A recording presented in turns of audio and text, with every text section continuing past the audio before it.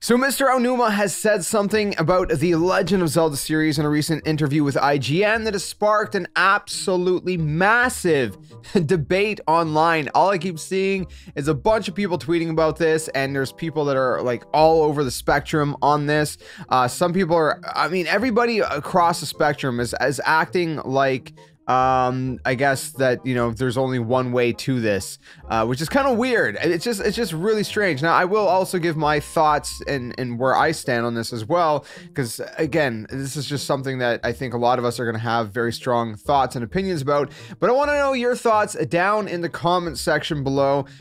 Keep it civil, but let's have some discussions and just kind of see what you guys think about all this and all that good stuff. If you do enjoy this one, by the way, be sure to like, subscribe for more and all that good stuff. Do a variety of Nintendo-based content here in this channel and non-Nintendo stuff on my other channel, youtube.com/JSkeleton. We also have Discord and everything like that as well. Anyways, we're gonna go ahead and jump into this. I'm gonna throw it up on screen. First, we're gonna quote read Mr. Aonuma's quote. This is reported by Nintendo Everything, and the interview is coming from IGN. They said the following. So Mr. Aonuma said regarding the Legend of Zelda series and fans who miss the linear Zelda kind of style of games, he said, "Well, I do think we as a people have a tendency to want the thing we don't currently have, and there's a bit of grass is greener mentality." I would agree with that to some extent, but again, we'll talk about more about this in a minute. He goes on to say, "But I also think that with the freedom players have in the more recent games in the series, there is still a set path. It still just happens to be the path that they choose."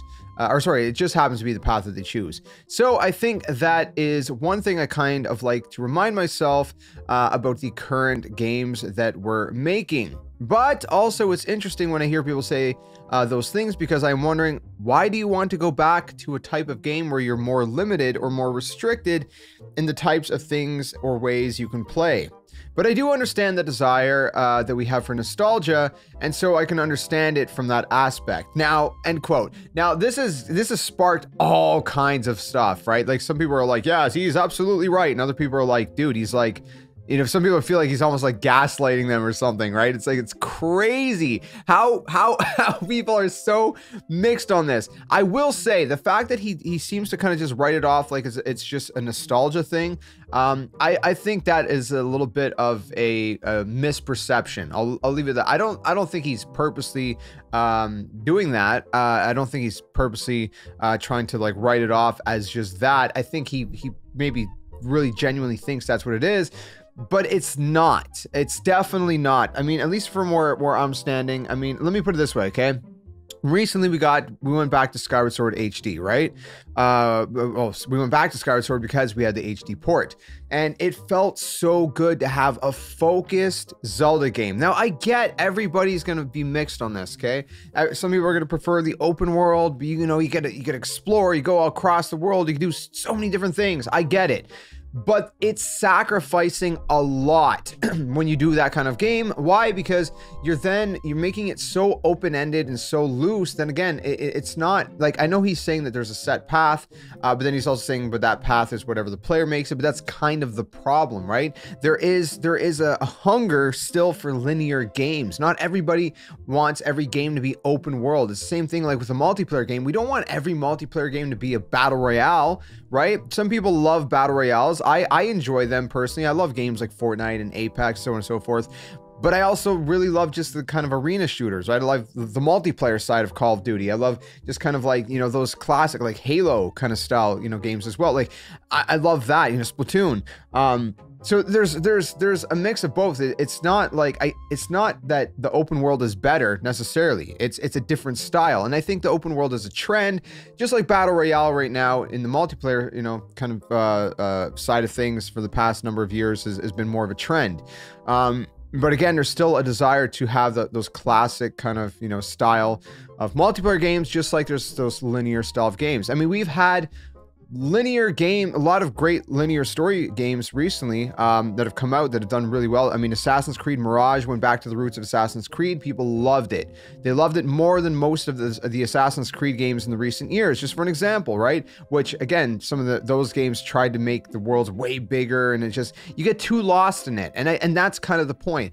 I think Breath of the Wild and Tears of the Kingdom are great games. I gave them both a 10 out of 10, but at the same time, as much as I think they're a masterpiece, I also think that there's a lot wrong with them. I know that sounds kind of conflicting and contradictory, but I think I can both say that they're masterpieces of a game, but at the same time still have things wrong with it, right? A 10 out of 10 does not mean the game is perfect. It's just that I think it's really well done, but again, it's not that it's perfect, right? Breath of the Wild, you know, it lacked the traditional dungeons. We had a little bit more of that in Tears of the Kingdom, but it was still lacking. It felt very repetitive. The boss fights were probably the best thing about the dungeons. The dungeons themselves were very bland, still better than the Divine Beast, but still nowhere near a classic dungeon. Now, that's part of it, right? I've had one of my friends on Twitter mentioned that, well, what if they do something like God of War, right? Where with God of War, for example, if you're not familiar, like God of War Ragnarok, for example, it has very big open spaces, so there's sort of like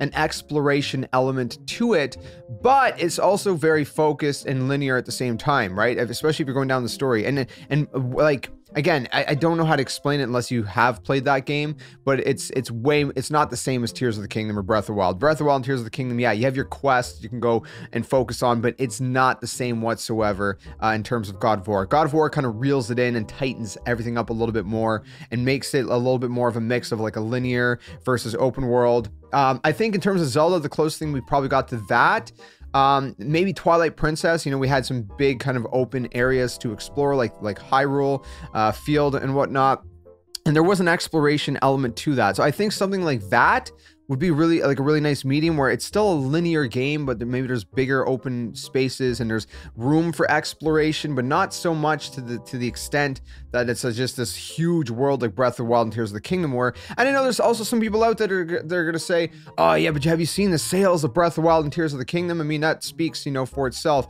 I think there's a lot of factors that go into the sales. I don't think it's necessarily just the game itself. I think it's the fact that, you know, the Switch did really good. I know the Wii did really good. Excuse me, before anyone brings that up, I know it did really good as well, but I think it's part of it. And also the part of it is that there's a lot of new people introduced to these to the Zelda series because it was a launch game with the Switch, and because open world was sort of trendy at the time, and it still is, but it was kind of peaking in its kind of trendiness. I think that kind of drew a lot of people in, where, you know, open world was still sort of a new kind of concept, and to throw that into a Zelda formula, it really interested new fans and old fans alike, because old fans were like, well, hey, what if we go into an open world in this sort of Zelda formula, but like, you know, open world, that sounds really interesting. That could be really cool.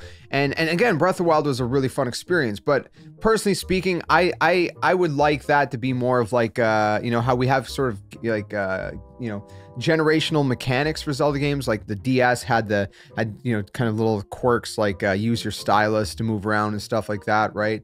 You know, or the Wii had, you know, the motion controls, stuff like that. I would like that this would just be sort of a mechanic, and it's not like every game is going to be like that style. I hope and wish they'll at least reel it in to some extent, right? You know, a Link Between Worlds allowed you to do whatever dungeons in order, but again, you still, in that sense, still started to kind of feel a little bit, you know, like you're sort of losing that linear experience. I think, like I said, my friend mentioned God of War Ragnarok. I think that was a really good kind of middle ground, personally speaking. I think that, you know, gives you some open areas and exploration, you know, possibilities, while still having more of a tighter, reeled in, sort of linear driven main kind of plot, main story and stuff, right? And again, I think that's kind of, you know, that would be a nice middle ground at the very least. But yeah, to say that it's just nostalgia and that's why people like the linear stuff, and to, you know, answer, you know, Aonuma's question of like, why would you want to go back to that? We were more limited because it just feels more driven. It feels more like an experience that I mean, they're different experiences. Open world, sure, you can do whatever you want, you can explore, you can, you know, there's a cool sense to that. But again, people love just a linear focused story.